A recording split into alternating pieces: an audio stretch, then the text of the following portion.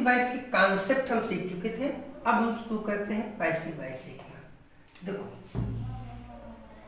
पहला टेंस है present indefinite tense.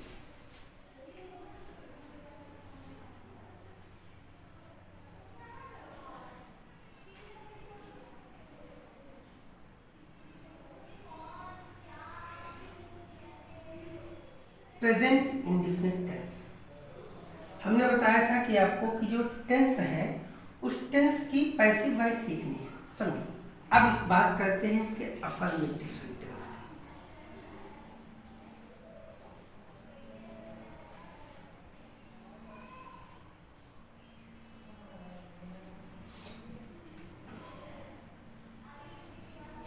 Active voice, active voice मतलब वो रूल जो ट्रांसलेशन का रूल है, वही एक्टिव वॉइस है। देखना, सब्जेक्ट प्लस वर्ब की first form plus SER-ES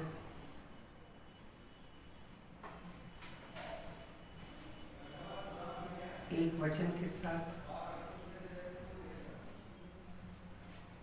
plus subject.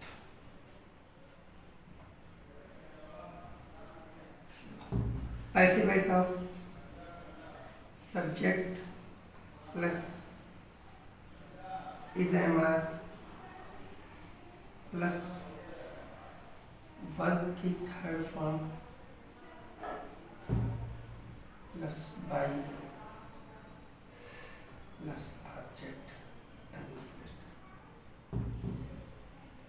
ये रूल है, इस रूल को कहीं आप नोट कर लो। प्रेजेंट इंडेफिनिट टेंस के अफर्मेटिव के एक्टिव वॉइस का रूल है सब्जेक्ट प्लस वर्ब की फर्स्ट फॉर्म। अब ये एक चीज आती है SER-ES, इसको समझना। कब हमको वर्ब की फर्स्ट फॉर्म के साथ SER-ES लगाना है और कब हमको वर्ब की फर्स्ट फॉर्म के साथ SER-ES नहीं लगाना है, इसको समझो। अंग्रेजी में जितनी भी मेन वर्ब होती है वो मेन वर्ब हमेशा अपने प्लूरल फॉर्म में होती है।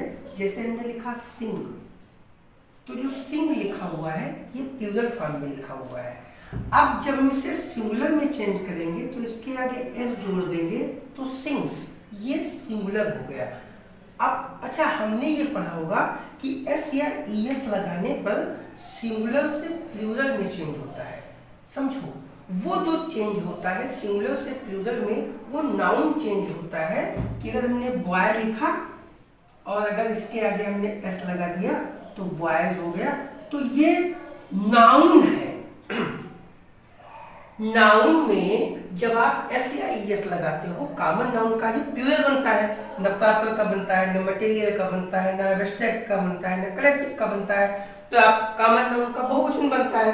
तो जो कॉमन नाउन है उस कॉमन नाउन में अगर आप SER-ES जोड़ते हो तो ऐसी स्थिति में वह कॉमन नाउन सिंगुलर से प्लूरल में चेंज होता है। जैसे हमने लिखा टीच, टीच मतलब पढ़ाना, ये मेन वर्ब है।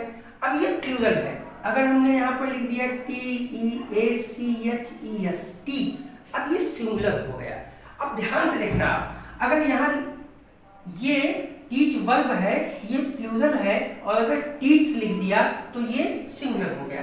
अब ध्यान से देखो, लिखा हुआ है बॉक्स, बॉक्स मतलब बक्सा, ये नाउन है। अगर यहाँ पर हम लिख दें BOXES तो ये प्लूरल हो गया।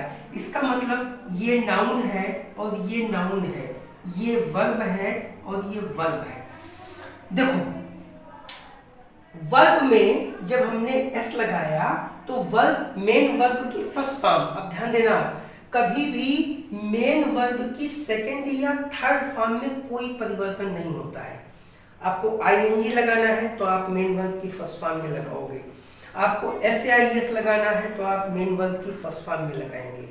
मेन वर्ब की सेकंड या थर्ड फॉर्म में आप न कुछ हटा सकते हैं न कुछ लगा सकते हैं, वो ज्यों का त्यों लिखा जाएगा। SER-ES लगाना या ING लगाना या वर्ब की फर्स्ट फॉर्म के पहले टू का प्रयोग करके उसको इंफिनिटिव बना देना या वर्ब की फर्स्ट फॉर्म के अंत में ING लगाकर उसे जिरंड बना देना, ये सब कुछ आप जो मेन वर्ब के साथ एक्स्ट्रा कर सकते हो, ये केवल मेन वर्ब की फर्स्ट फॉर्म में कर सकते हो। सेकेंड फॉर्म या थर्ड फॉर्म के साथ आप किसी प्रकार का कोई परिवर्तन नहीं कर सकते। तो ध्यान से देखो बेटा, ये सिंग वर्ब है, ये प्लूरल है, एस जोड़ दिया तो ये सिंगुलर हो गया। बॉय नाउन है, अब इसमें एस जोड़ दिया तो ये प्लूरल हो गया। बॉक्स नाउन है, ई एस जोड़ दिया ये प्लूरल हो गया। टीच प्लूरल था, ई एस जोड़ दिया सिंगुलर हो गया। अर्थात जो मेन वर्ब की फर्स्ट फॉर्म होती है वो हमेशा प्लूरल में होती है, और जब हम उसमें एस या ई एस जोड़ देते हैं तो वो प्लूरल सिंगुलर में चेंज हो जाता है। तो अगर यहाँ पर प्रेजेंट इंडेफिनिट टेंस में हम देखते हैं एस या ई एस लिखा हुआ है, तो इसका मतलब ये हुआ अगर हमारा जो ये सब्जेक्ट है, अगर हमारा ये कर्ता सिंगुलर में है तो हम इसे, जब सिंगुलर हमारा सब्जेक्ट होता है तब हम मेन वर्ब की फर्स्ट फॉर्म के अंत में एस या ई एस का प्रयोग करते हैं, और अगर ये प्लूरल है तब आप एस या ई एस का प्रयोग नहीं करोगे। जैसे आप समझो, हमने लिखा वे खेलते हैं, ठीक, तो समझिएगा आप, तो वे की अंग्रेजी हो गया दे। अच्छा, चूंकि वे बहुवचन है तो इसलिए इसके साथ लगाएंगे प्ले, दे प्ले। अब अगर लिखा हो वह खेलता है, वह खेलता है, अब आप ध्यान से देखो तो वह सिंगुलर है। अब जब इसके साथ आप एस या एस का प्रयोग करोगे तो आप लिखोगे ही, PLAY प्ले, और इसके बाद आप एस का प्रयोग करेंगे। कहने का मतलब ये है कि वर्ब की फर्स्ट फॉर्म के अंत में जो एस या ई एस का प्रयोग होना है वो तब होना है जब हमारा सब्जेक्ट सिंगुलर होगा। अगर हमारा सब्जेक्ट प्लूरल है, आई है, यू है या प्लूरल है, तो हम एस या ई एस का प्रयोग नहीं करेंगे। तो ये कंफ्यूजन अब आपको शायद नहीं होनी चाहिए कि ये लिखा हुआ है और नीचे मैंने इसीलिए आपको लिख दिया है एक वचन के साथ। एक वचन किसके साथ, मतलब अगर सब्जेक्ट हमारा सिंगुलर है तो एस या ई एस लगाएंगे। अगर सब्जेक्ट हमारा सिंगुलर, जैसे समझो ये मेरा मार्कर है, जैसा सब्जेक्ट वैसी वर्ब, ये ब्लैक कलर का मार्कर है तो आप ध्यान से देखोगे तो इसका ढक्कन भी जो है आपको ब्लैक मिलेगा। अब ये एक मार्कर मैं इस्तेमाल करता हूँ, समझो ये अगर ब्लू कलर का है तो ध्यान से देखो तो इसका जो आपको कैप मिलेगा ये ब्लू का मिलेगा। अगर ये मार्कर रेड होगा तो कैप देखिएगा रेड होगा, अगर ग्रीन है तो ग्रीन है। तो जैसे जिस कलर से मार्कर लिख जाता है वैसे ही कैप जनरली हम पाते हैं। इसका मतलब जैसा सब्जेक्ट वैसी क्रिया। अगर कर्ता एक वचन का तो क्रिया एक वचन की, और अगर कर्ता बहुवचन का तो क्रिया बहुवचन की। अब क्रिया हमेशा अपने बहुवचन में होती है, इसे एक वचन में बदलने के लिए हम एस या ई एस का प्रयोग करते हैं। ये बेसिक कॉन्सेप्ट है, ठीक। अब सीखते हैं passive voice.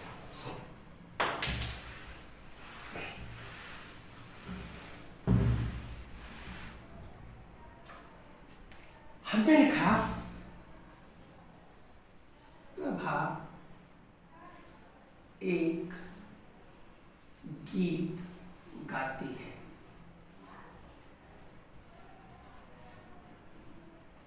Present indefinite tense आपको मैंने पढ़ाया है और अब आपको ये पता है कि ये प्रेजेंट इंडेफिनिट टेंस है, क्योंकि मुख्य क्रिया के साथ जहां ना आता है वहां ताती थे, इसके पश्चात है आ गया। तो यहां पर का ट्रांसलेशन बना प्रभा, क्योंकि एक वचन है इसलिए इसके साथ सिंग्स, एक गीत हो गया तो इसकी इंग्लिश हो गई song, Prabha sings a song. जो आपने ट्रांसलेशन किया वो वही एक्टिव वॉइस है। अब ध्यान से देखो, आप जब कभी भी आपके सामने कोई सेंटेंस आए और आपको ये पता करना हो कि इस सेंटेंस की पैसिव वॉइस बनेगी या नहीं, तो वो इस बात पर डिपेंड करता है कि वाक्य में ऑब्जेक्ट आया है या नहीं। ऑब्जेक्ट आया है या नहीं ये हम पता लगाएंगे मेन वर्ब से, मुख्य क्रिया से, क्या अथवा किसको से प्रश्न करने पर।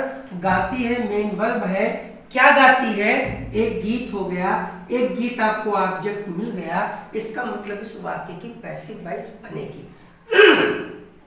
प्रभा सिंह से सॉन्ग। अब ध्यान से देखना, एक्टिव वॉइस का जो ऑब्जेक्ट होगा वो पैसिव वॉइस का सब्जेक्ट बनेगा। तो ऑब्जेक्ट इसका ए सॉन्ग है तो ये सब्जेक्ट हो गया ए सॉन्ग। अब सब्जेक्ट के बाद आप देखो लिखा हुआ है इज एम आर, तो एहसान के बाद हो गया इज, इसके बाद वर्ब की थर्ड फॉर्म, सिंग की थर्ड फॉर्म संग, संग के बाद अब देखो आप बाई, बाई के बाद अगर कोई नाउन है तो उस नाउन को ज्यों का त्यों लिख दिया जाएगा, ज्यों का त्यों लिख दिया जाएगा। अगर व्यक्ति का नाम है तो हाँ। अब एक चीज आपको और बताऊं, अगर यहाँ प्रोनाउन है और यहाँ जब वाक्य में प्रोनाउन आता है तो इसका नॉमिनेटिव केस आता है, तो इसे ऑब्जेक्टिव केस में चेंज कर देते हैं। जैसे समझो आप,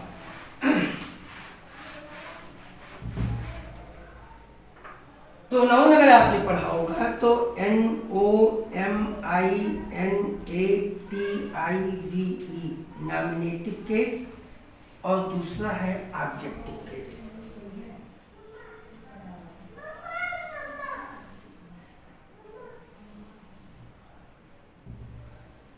देखो आई इसका ऑब्जेक्टिव केस होता है मी, वी इसका ऑब्जेक्टिव केस है अस, यू इसका ऑब्जेक्टिव केस भी यू ही होता है, ही इसका ऑब्जेक्टिव केस होता है हिम, शी इसका ऑब्जेक्टिव केस होता है हर, दे इसका ऑब्जेक्टिव केस होता है देव।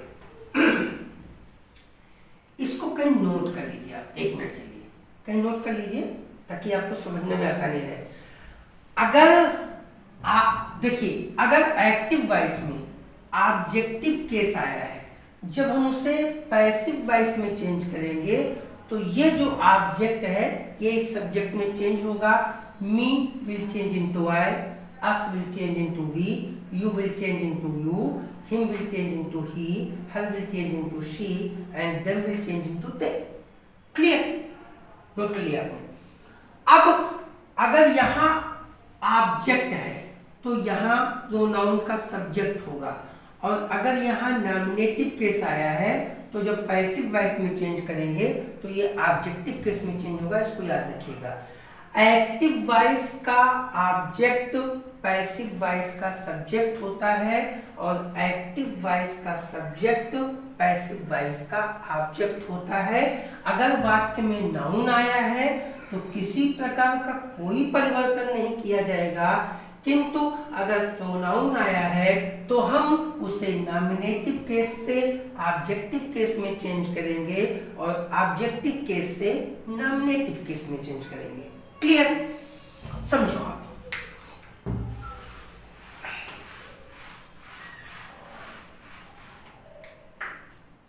लिखा है एक्टिव वॉइस में आई प्ले हॉकी। ठीक, अब पहले हम जरा आई को चेंज कर लेते हैं, नॉमिनेटिव केस को, फिर जरा ऑब्जेक्टिव केस की ओर जाएंगे। I play hockey. अब अगर इसको पैसिव वॉइस में चेंज करेंगे तो मैं हॉकी खेलता हूँ, क्या खेलता हूँ, तो हॉकी हमको उत्तर मिल गया। इसका मतलब इसकी पैसिव वॉइस बनेगी तो लिखेंगे HOCKEY हॉकी, इसके बाद इज, इसके बाद प्ले, प्लेट के बाद बाई। अब ध्यान से देखो आप, आई चेंज हो जाएगा मी में। क्लियर? समझो। कहा गया CTEACHES टीच मी। अब ध्यान से देखना, इसका जो वाक्य का सब्जेक्ट आया है ये भी प्रोनाउन है और जो ऑब्जेक्ट आया है ये भी प्रोनाउन है। ये नॉमिनेटिव केस है, ये ऑब्जेक्टिव केस है। ऑब्जेक्टिव केस चेंज होगा नॉमिनेटिव केस में, नॉमिनेटिव चेंज केस होगा ऑब्जेक्टिव केस में।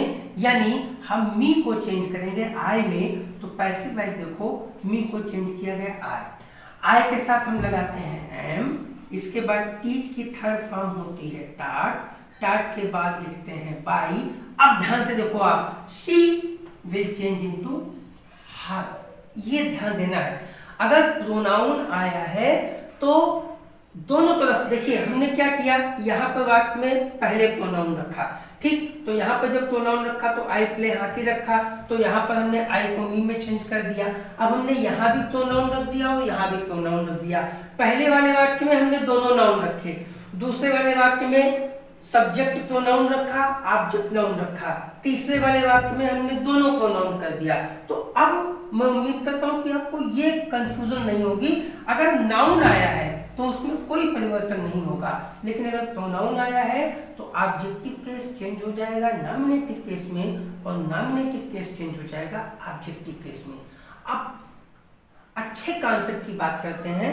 अगर आप थोड़ा सा ध्यान दोगे तो एग्जाम में इस पैसिव वॉइस को लेकर कुछ टिपिकल क्वेश्चन आते हैं, और टिपिकल क्वेश्चन तब आते हैं जब वाक्य में ऑब्जेक्ट की संख्या 2 हो जाती है। अब ये आपको महत्वपूर्ण समझना है। जैसे हमने कहा गाय हमें दूध देती है,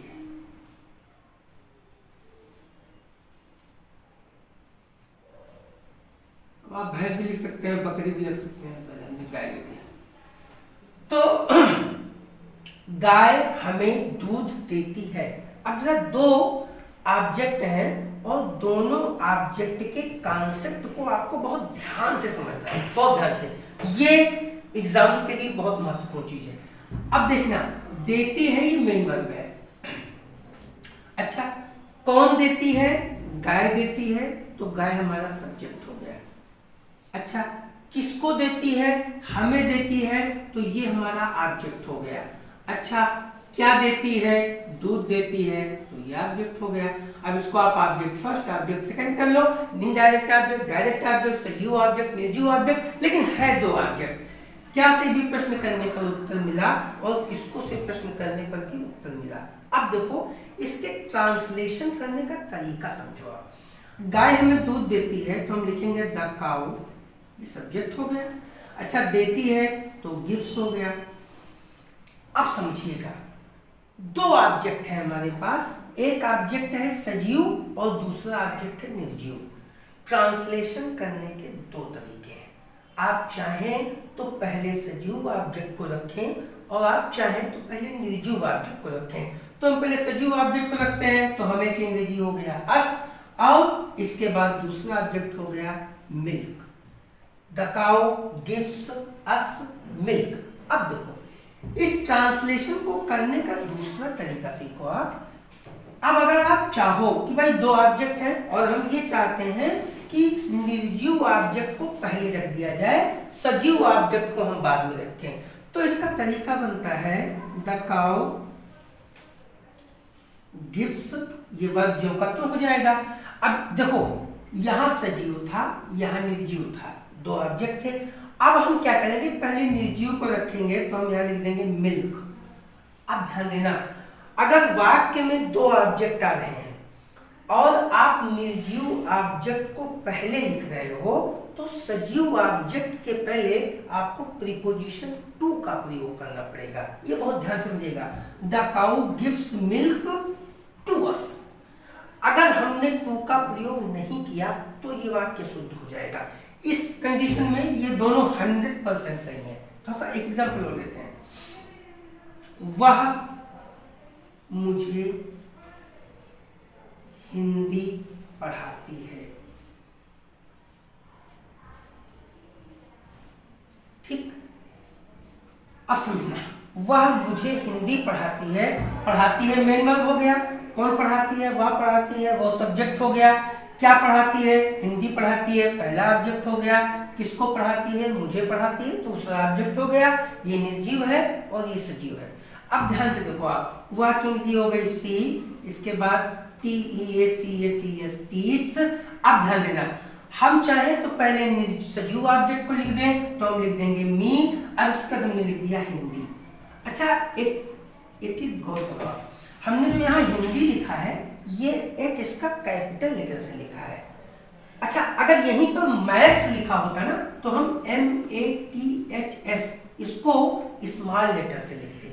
जनरली हमने ये रूल पढ़ा होगा कि जो प्रॉपर नाउन है वो अगर किसी सेंटेंस के बीच में आ जाता है तो उस प्रॉपर नाउन का पहला लेटर कैपिटल होता है। लेकिन एक एक्सेप्शन ध्यान रखिएगा, अगर वाक्य में कोई लैंग्वेज आई है तो उस लैंग्वेज का पहला लेटर कैपिटल होगा, लेकिन अगर वाक्य में कोई सब्जेक्ट आया है तो उसका पहला लेटर स्मॉल होगा। अगर यहाँ पर हिंदी है तो H कैपिटल से है, मैथ्स होगा तो M स्मॉल से होगा। अगर हम लिखेंगे फिजिक्स तो यहाँ P स्मॉल से ही लिखा जाएगा। अगर यहाँ पर हम लिखते हैं सी टीच मी और यहाँ लिख दें PHYSICS तो पंक्चुएशन की दृष्टि से यह वाक्य शुद्ध है। फिजिक्स प्रॉपर नाउन है, लेकिन चूंकि एक सब्जेक्ट है इसलिए अगर हमने फिजिक्स का पी बड़े से लिख दिया तो ये वाक्य अशुद्ध हो जाएगा। इसको ध्यान रखिएगा। हमने हिंदी इसलिए कैपिटल से लिखा है क्योंकि हिंदी एक लैंग्वेज है। लैंग्वेज का पहला लेटर कैपिटल होगा, लैंग्वेज का पहला लेटर कैपिटल होगा, लेकिन अगर कोई सब्जेक्ट आता है तो उस सब्जेक्ट का पहला लेटर अगर वाक्य के बीच में कहीं पर भी आएगा तो स्मॉल ही होगा। ये फिजिक्स अशुद्ध लिखा हुआ है, यहाँ पर हम इसको यूं ही लिखेंगे PHYSICS, ये वाक्य ठीक होगा। क्लियर? अच्छा, शी टीच मी हिंदी, हमने इस वाक्य को लिख दिया। अच्छा, इसको लिखने का तो पहले हमने सजीव रखा है और फिर हमने निर्जीव रखा है। अब हम कहते हैं नहीं, हम पहले निर्जीव रखना चाहते हैं और फिर सजीव। अब आप कॉन्सेप्ट देखो, या इसको लिखने का एक तरीका है CTEACHES, टीच। अब हिंदी को हम पहले लिखते हैं तो हिंदी की जगह हिंदी लिख दिया। इसके बाद अगर मी लिखा हुआ है तो मी के पहले टू का प्रयोग किया, टू के बाद मी लगा दिया। यानी सजीव ऑब्जेक्ट बाद में है, निर्जीव ऑब्जेक्ट पहले है, और जब निर्जीव पहले होता है सजीव बाद में होता है तो प्रीपोजिशन टू का प्रयोग करते हैं। विद्यार्थियों के लिए एक बहुत अच्छी मूवी आई थी, उसका नाम था 3 इडियट्स। अगर आप, उम्मीद करता हूँ कि आप लोगों में से ज्यादातर लोगों ने वो मूवी देखी होगी। तो उसमें वो जो विद्यालय का, जो उस कॉलेज का प्रिंसिपल रहता है वायरस वीरू सहस्त्रबुद्धे जी, तो वो एक पेन दिखाते हैं और बताते हैं कि जब मैं एक विद्यार्थी था तो वो एक एस्ट्रोनॉट पेन होता है, क्योंकि वहाँ पर जहाँ पर स्पेस में ग्रेविटी नहीं होती तो आप लिख नहीं सकते।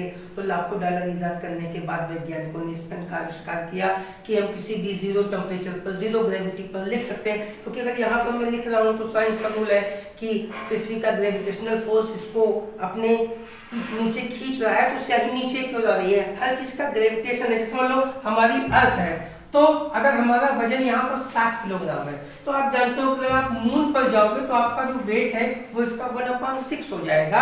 यानी अगर आप 60 किलोग्राम के हैं तो आप चंद्रमा पर पहुंच जाएंगे तो 60 × 1/6, यानी वहां पर आपका वजन जो है वो 10 किलोग्राम है। अच्छा, एक इंटरेस्टिंग फैक्ट आपको बताऊं, जितना वजन हमारा पृथ्वी पर होता है अगर हम सूर्य पर पहुंच जाए तो हमारा जो वजन है वो 28 टाइम्स बढ़ जाएगा। अगर कोई व्यक्ति यहाँ 50 किलो का है, सपोज करो 50 केजी का है, और अगर वो सूर्य पर चला जाए तो 50 × 28 वो उतने किलोग्राम का हो जाएगा। 5 × 40 0 कैरी हुआ 4, 5 × 10, 10 और 4 14, हाँ 28 को 50 से मल्टीप्लाई कर देते हैं 140, ये वजन हो गया उसका। 1400 किलोग्राम आपका वजन हो जाएगा अगर आप सूर्य पर पहुंच जाएंगे। अगर कोई व्यक्ति जो है वो अपना किसी का वजन कम है तो आप उससे ये कहिए कि आपका वजन कम नहीं है, आप गलत जो है वो प्लेनेट पर है, आपको सन पे होना चाहिए तो आपका वजन ज्यादा हो जाएगा। अच्छा, अगर किसी का वजन ज्यादा है तो आप उससे ये कह दो कि देखो भैया तुम्हारा वजन ज्यादा नहीं है, तुम्हारा प्लेनेट गड़बड़ है, तुम जो है चंद्रमा पे चले जाओगे तो 1/6 हो जाएगा। तो जितना वेट हमारा पृथ्वी पर है उतना उसका 28 गुना वेट हमारा सूर्य पर हो जाएगा, क्योंकि सूर्य के पास पृथ्वी की तुलना में 28 गुना ग्रेविटेशनल फोर्स होता है, इसलिए इंसान 28 टाइम्स वहां पर उसका वजन बढ़ जाएगा। ये साबित की हुई बात है। तो उस फिल्म में बहुत अच्छी बात बताई गई थी 3 इडियट्स में। तो उसके पास एक पेन होता है, एस्ट्रोनॉट पेन। तो वो एस्ट्रोनॉट पेन को दिखाता है और वो बोलता है कि जब मैं एक विद्यार्थी था तो मेरे टीचर ने बोला था कि this is the symbol of excellence. And उसका अगला स्टेटमेंट आप देखिएगा, मूवी देखिएगा तो उसमें लिखा रहता है I give it to you. ये बमन ईरानी जिन्होंने प्ले किया था 3 इडियट्स में वीरू सहस्त्रबुद्धे का, ये उनका स्टेटमेंट है, I give it to you. It का प्रयोग पेन के लिए किया गया, यू का प्रयोग व्यक्ति के लिए किया गया, प्रीपोजिशन टू का प्रयोग किया गया। निर्जीव ऑब्जेक्ट पहले है, इट यहाँ इंडिकेट कर रहा है पेन को और यू यहाँ इंडिकेट कर रहा है किसी पर्सन को, तो हमने प्रीपोजिशन टू का प्रयोग किया। इस सेंटेंस को लिखने का एक तरीका और हो सकता है, आई गिव यू इट।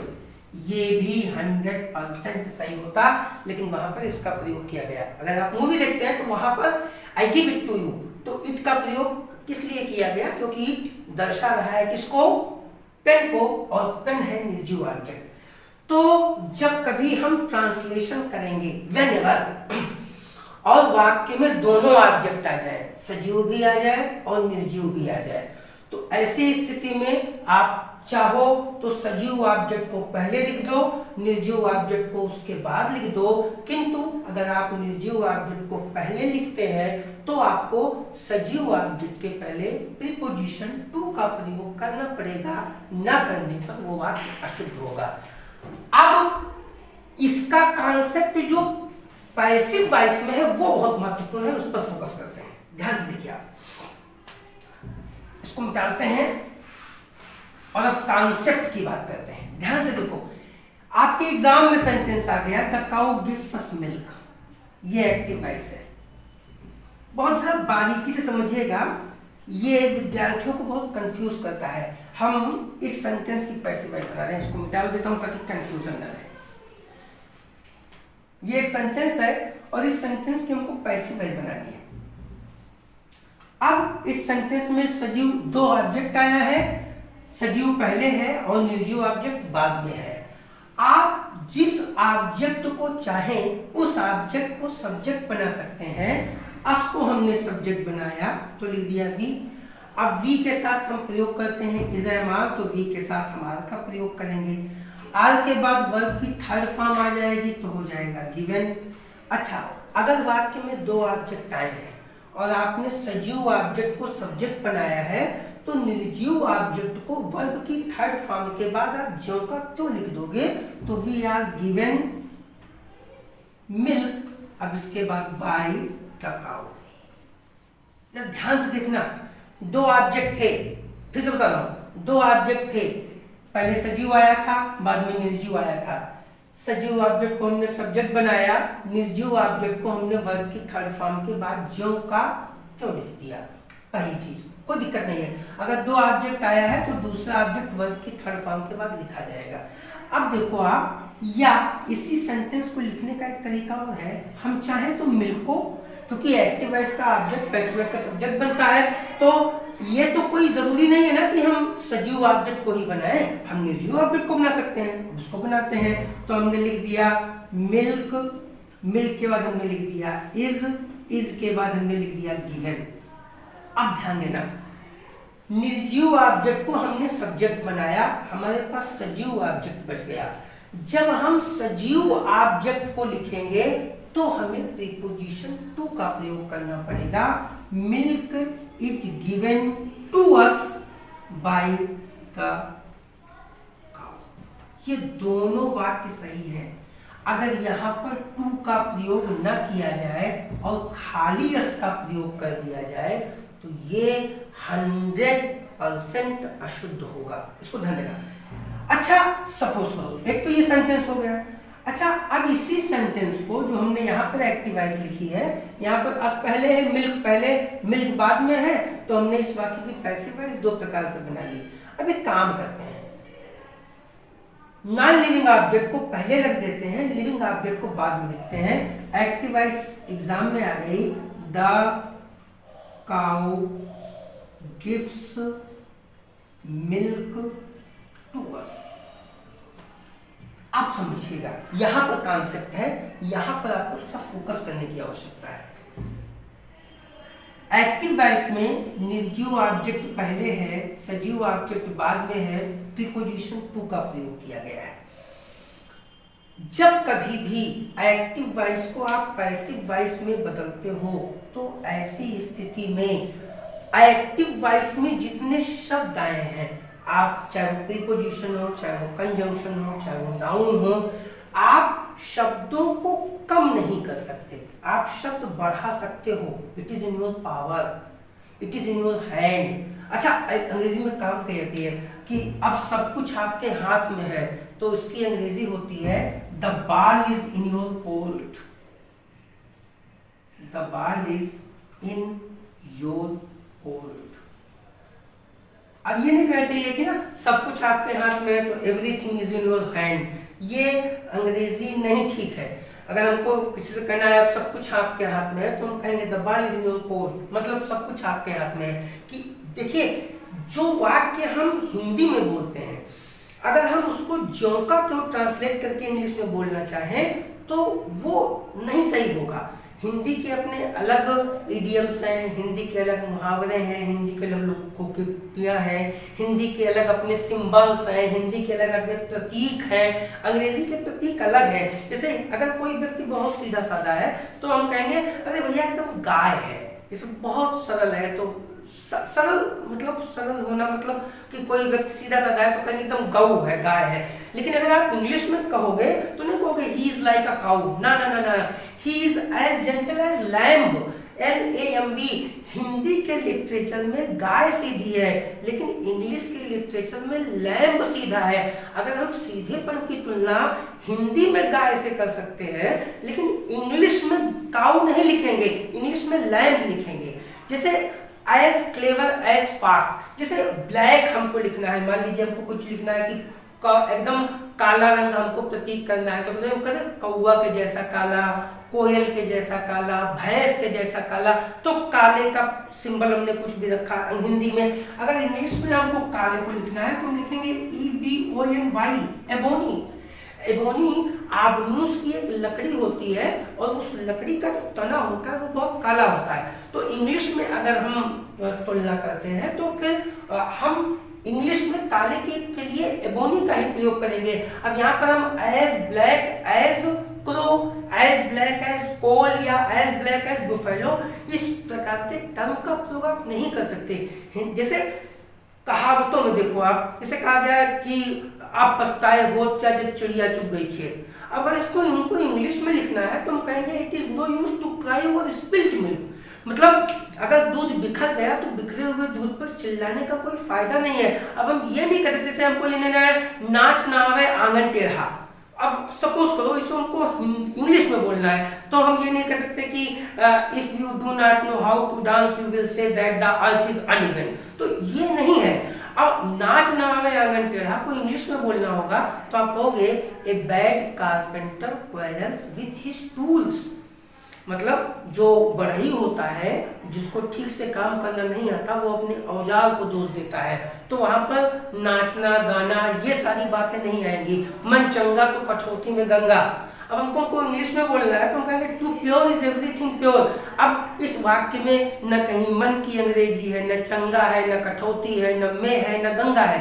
तो हिंदी की कहावत और अंग्रेजी की कहावत, हिंदी के सिंबल अंग्रेजी के सिंबल दोनों में बहुत अंतर होता है।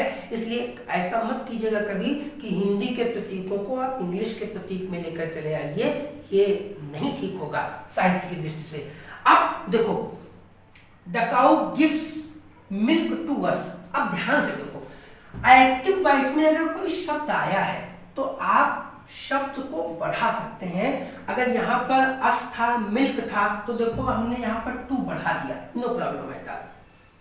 ये आपके हाथ में है कि आप शब्द को बढ़ा सकते हैं, किंतु अगर कोई शब्द आया है तो आप उस शब्द को हटा नहीं सकते। अब देखो इसकी पैसिव वॉइस कैसे बनेगी। अगर हम ऐसी स्थिति में अस को सब्जेक्ट मान लें, जैसे हमने यहाँ पर अस को सब्जेक्ट माना था, तो अगर हम इसकी पैसिव वॉइस लिखेंगे तो अस को सब्जेक्ट मानेगा तो अस हो जाएगा वी में। अच्छा, वी के बाद आ जाएगा आर, आर के बाद आ जाएगा गिवन। अच्छा, गिवन के बाद अब आ गया मिल्क। अब इसके बाद हमने लिख दिया बाई और इसके बाद लिख दिया द काउ। जरा वाक्य को ध्यान से देखो, असली में चेंज हो गया, आर का प्रयोग कर दिया, गिवन हो गया। अच्छा, ये जो टू बच गया, अच्छा अब आप कहोगे कि इस टू को हम मिल्क के पहले रख दें। ध्यान देना, टू का प्रयोग सजीव ऑब्जेक्ट के पहले हो सकता है, निर्जीव ऑब्जेक्ट के पहले नहीं हो सकता। अब आप ध्यान से देखो तो इस वाक्य में जो टू आया और इस वाक्य में आपका टू गायब है, कहीं भी आप टू नहीं लगा सकते या टू भी लिख नहीं सकते, कि टू वॉज ही लिख सकते हैं। तो ये जो आपने पैसिव वॉइस बनाई ये इनकरेक्ट है। अब समझो, अगर वाक्य में निर्जीव ऑब्जेक्ट पहले है और सजीव ऑब्जेक्ट बाद में है तो आपके पास केवल एक ऑप्शन है और वो ऑप्शन ये है कि आप निर्जीव ऑब्जेक्ट को सब्जेक्ट बनाओ। अब आप सजीव ऑब्जेक्ट को सब्जेक्ट नहीं बना सकते। तो अब देखो, आप ये पैसिव वॉइस बनेगी तो हम लिखेंगे मिल्क, इसके बाद लिखेंगे इज के बाद लिखेंगे गिवन, गिवन के बाद देखो ये टू अस है, इसको लिख दिया जाएगा टू अस और यहाँ पर बाय द आवर। ये आपका कॉन्सेप्ट है। इसका मतलब ये हुआ कि अगर वाक्य में सजीव पहले है और निर्जीव बाद में है तो पैसिव वॉइस दो तरीके से, लेकिन अगर निर्जीव पहले है और सजीव बाद में है तो ऐसी स्थिति में ऐसे वाक्यों की पैसिव वॉइस बनाते समय आप निर्जीव ऑब्जेक्ट को ही सब्जेक्ट बनाएंगे, सजीव ऑब्जेक्ट को सब्जेक्ट नहीं बना सकते। एक और एग्जांपल लेते हैं। हमने लिखा she teach maths to me. ठीक, अब देखो मैथ्स निर्जीव ऑब्जेक्ट है। अच्छा, मैथ ये शॉर्ट फॉर्म में लिखा जाता है, वास्तव में मैथमेटिक्स होता है MATHEMATICS, ये मैथमेटिक्स होता है। और इस शब्द की उत्पत्ति जो है वो मैथेमा शब्द से हुई है। मैथेमा, इसका मतलब होता है निर्देश, मतलब इंस्ट्रक्शन जिसको बोलते हो। तो मैथमेटिक्स शब्द की उत्पत्ति मैथेमा शब्द से हुई जिसका मतलब होता है निर्देश। अब ध्यान देखो, सी टीच मैथ्स टू मी, निर्जीव ऑब्जेक्ट पहले है और सजीव ऑब्जेक्ट बाद में है। अब आप ऐसी स्थिति में निर्जीव ऑब्जेक्ट को ही सब्जेक्ट बनाएंगे, सजीव ऑब्जेक्ट को सब्जेक्ट नहीं बना सकते। तो हमने लिखा यहाँ पर मैथ्स। अच्छा ध्यान से देखो, यहाँ एस लगा हुआ दिखाई पड़ रहा होगा तो बहुत सारे स्टूडेंट्स कंफ्यूज हो जाएंगे कि मैथ्स प्लूरल है। ध्यान से समझना, कुछ सब्जेक्ट ऐसे हैं जिसके अंत में एस आता है लेकिन वो दिखने में प्लूरल लगते हैं लेकिन होते सिंगुलर हैं। जैसे हमने लिख दिया मैथ्स, हमने लिखा फिजिक्स, हमने लिखा सिविक्स, हमने लिखा इथिक्स। ये जो सारे सब्जेक्ट हैं ये आपको दिखने में लगेगा कि इसके अंत में एस आ गया, तो एस देखकर कंफ्यूज मत होइएगा कभी आप कि एस आ गया तो पॉलिटिक्स, इकोनॉमिक्स, तो इन सबके अंत में एस एस आता हुआ चला जा रहा है, लेकिन ये सबके सब है सिंगुलर, मतलब they should be treated like singular, वो प्लूरल नहीं है एस होने के बाद भी। अच्छा, अगर आप एस नहीं लगाओगे तो उस वाक्य का अर्थ ही नहीं रह जाएगा। जैसे मान लो हमने लिखा फिजिक्स, PHYSICS, ठीक। अच्छा, अगर इस यहां से हम एस को हटा दें तो अब ये हो गया फिजिक्स। अब इस शब्द के दो मतलब होंगे, एक मतलब शारीरिक बराबर भी हो जाएगा और एक मतलब दवा भी होगा। कभी आप बीमार पड़ते हैं तो डॉक्टर के पास जाते हैं तो कहते हैं किसी फिजिशियन को दिखा लो, तो देखो फिजिक यहाँ लिखा हुआ है और इसी के आगे IAN जोड़ देते हैं, मतलब जो दवाई देकर आपके बीमारी को ठीक कर देता है वो फिजिशियन है। तो अगर आप एस यहाँ से हटाओगे तो ये PHYSICS, तो फिजिक्स मतलब भौतिकी होगा, लेकिन अगर हम एस हटा देंगे तो इसका मतलब दवा हो जाएगा। या उसी प्रकार से CIVICS, सिविक्स लिखा गया, अगर हम इसको हटा देना तो ये उसका कोई मतलब ही नहीं है। या अगर पॉलिटिक्स लिखा है POLITICS, अगर यहाँ से हम एस हटा देना तो इसका कोई मतलब ही नहीं है। तो जितने भी ऐसे यहाँ पर मैथ लिखा हुआ है, हाँ एक चीज ध्यान देना, MATHS, ये मैथ लिखा हुआ है, अगर हम यहाँ से एस को हटा देते हैं तो ये अमेरिकन इंग्लिश हो जाएगी। अमेरिकन इंग्लिश में मैथ लिखते हैं, ब्रिटिश इंग्लिश में मैथ्स लिखते हैं। चूंकि हम ब्रिटिश इंग्लिश लिखते हैं इसलिए हमको मैथ से ही लिखना चाहिए। जो अमेरिकन इंग्लिश के बच्चे हैं वो जैसे सेंटर लिखा होता है ना, तो CENTRE, ये ब्रिटिश इंग्लिश है जो अंग्रेजी हम पढ़ते हैं, क्योंकि हमारे ऊपर हुकूमत इंग्लैंड ने की है। तो जो हमारे ऊपर हुकूमत इंग्लैंड ने की है तो हम वहां की लैंग्वेज को पढ़ेंगे। अगर अमेरिका में पढ़ना होगा तो इसे CENTER। इसका बेस्ट एग्जांपल आप सभी लोगों ने कंप्यूटर इस्तेमाल किया होगा, तो COLUR कलर होता है विंडोज जो यूएसए में खोजा गया है, द यूएसए में, तो वहां पर आप देखोगे तो कलर की स्पेलिंग वो आपको ये देगा COLOR। तो कंफ्यूज मत होइएगा। कहने का मतलब ये है कि मैथ्स के अंत में एस आया है, लेकिन मैथ्स है सिमिलर, तो मैथ्स का तुमने प्रयोग किया इज, टीच की थर्ड फॉर्म हो गई टाट। अब इसके पश्चात जो टू प्लस जो ऑब्जेक्ट है उसको लिख देंगे टू मी, इसके बाद लिखेंगे बाय, सी चेंज हो जाएगा हर में। अब ऐसे वाक्य में हम मी को सब्जेक्ट बना नहीं सकते। उम्मीद है आपको लगभग कॉन्सेप्ट समझ में आ चुका होगा। आसमान बदलने चाहा तो मिलते हैं आपसे नेक्स्ट वीडियोस में, तब तक के लिए नमस्कार।